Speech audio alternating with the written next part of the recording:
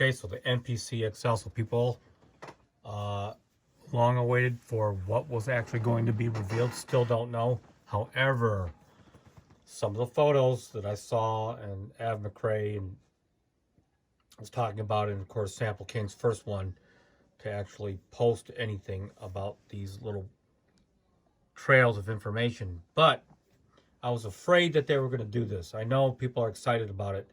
I'm going to sort of give the contrast of the excitement, and that is, let's look at it from the perspective of people that own an MPCX as it is right now.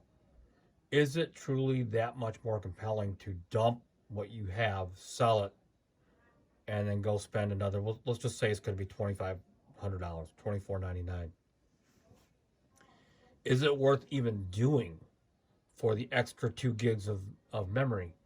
As Paulie Popo said that, he thought that maybe they should come out of the gate swinging, and they should have, because Native Instruments is going to wipe, at least could potentially wipe their pants clean on this, and they could come out with a really very compelling machine that could totally outpower this new MPC XL, which, as what we're starting to learn, is basically an MPC keys, the processor from the MPC keys into the shell of a classic looking MPC X.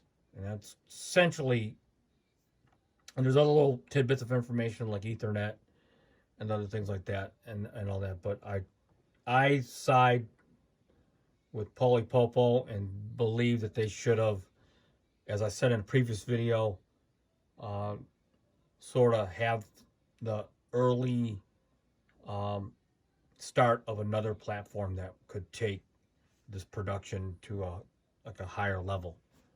And 4 gigs is not a lot. If you're going to do key group instruments and even their plugins, you're going to run out. It's usually after about 10 instantiations, and that's only if you do that and not audio. So unless they unlock disk streaming or some other kind of functionality in there that we don't know, I really think they should have gone further with this.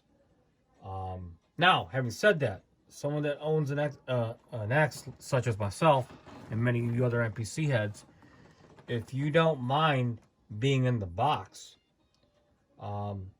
you could actually spend the same, like $2,600 on a MacBook Pro with 32 gigs of RAM and run the desktop software sort of silently in the background, and you would have way more facility that you could ever do in a standalone MPC.